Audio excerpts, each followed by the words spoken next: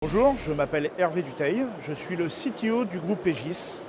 J'ai en charge chez Aegis le design, le build, le run et le deploy dans l'ensemble des sites et concessions Aegis. Avec Inmac WStore, nous travaillons ensemble depuis 2013, où nous avons monté un partenariat ensemble sur au départ des petits sujets d'infrastructure, des remplacements de serveurs, des adaptations.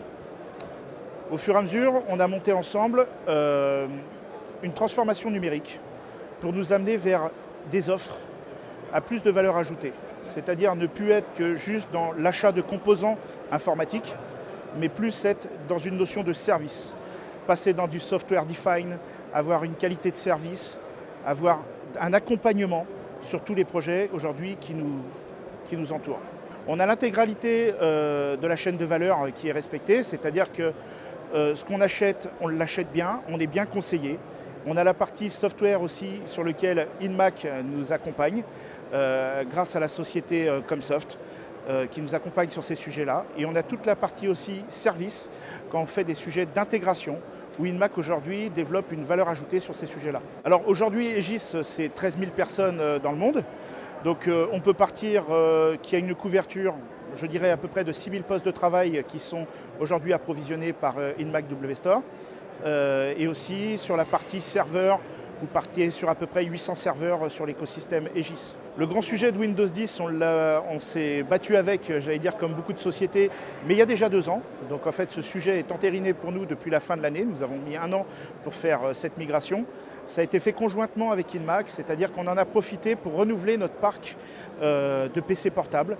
Et on a joint l'utile à l'agréable, on en a profité pour mettre à jour tout notre écosystème qui est derrière, qui va permettre la partie applicative, donc tout ce qui peut être les serveurs de messagerie, des solutions comme Skype for Business. On en a profité aussi pour avoir une offre globale packagée. Donc on a bien fait en fait l'intégralité de la chaîne de valeur en ayant la partie poste de travail, mais aussi en phase amont, toute la partie de l'écosystème qui l'entoure. La grande actualité aujourd'hui, ça va être les sujets qui peuvent toucher tout ce qui va être l'impact carbone, forcément, tout ce qui va être sur les sujets de scalabilité des solutions, pour justement limiter l'impact carbone et comment on le mesure, c'est-à-dire grandir c'est bien, mais grandir comment. La mise en place aussi progressif, très progressif, puisque c'est une valeur du groupe Aegis d'avoir une véritable transformation numérique pour accompagner nos clients et aussi nos métiers. D'accord ? Donc, ces infrastructures de demain sont en cours de réflexion aujourd'hui,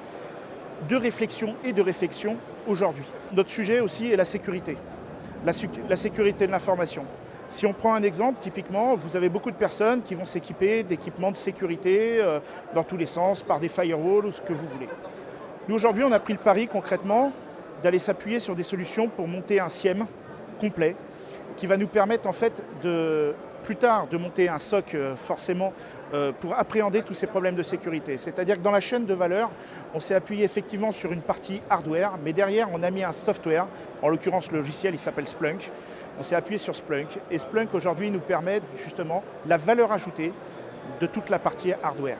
Aegis est un acteur dans le numérique et dans la maquette numérique et dans le BIM. Aujourd'hui, se servir d'un simple poste de travail, le poste de travail serait démesuré pour faire ou là où on a besoin de toute cette puissance de calcul, là où on a besoin d'un accompagnement fort dans la machine.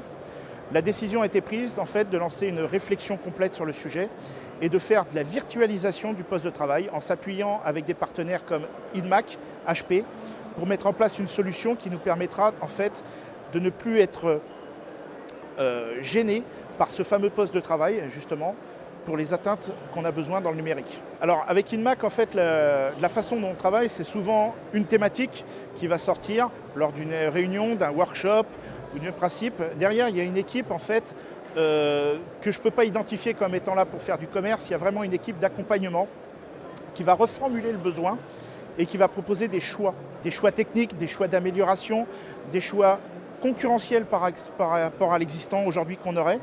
Et aujourd'hui, souvent, on met en place des workshops, des POC. D'accord ?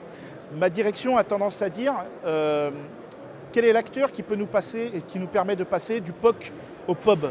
C'est-à-dire que souvent, le POC, il reste bloqué. L'avantage du POB, c'est vraiment proof of business. C'est comment on passe de l'autre côté de cette table. Aujourd'hui, Inmac nous accompagne à travers des vrais POC et introduit progressivement des constructeurs ou des éditeurs pour qu'on puisse passer très rapidement sur des pubs. Il y a une transformation forcément numérique, dans le sens où il faut changer les usages, il faut changer la réflexion et la façon d'appréhender les thématiques du numérique. Avant, on avait besoin d'un espace de stockage. Qu'est-ce qu'on faisait? On achetait une baie, on achetait du stockage simple, synthétique, et on remplissait. Aujourd'hui, on va déjà travailler plus sur des espaces mutualisés, on va être sur des notions de paiement à l'usage, et c'est là où encore il y a un grand pas à faire. Et tout ça en ayant bien en tête qu'il faut mesurer notre empreinte carbone. Et tout ça avec Inmac WStore.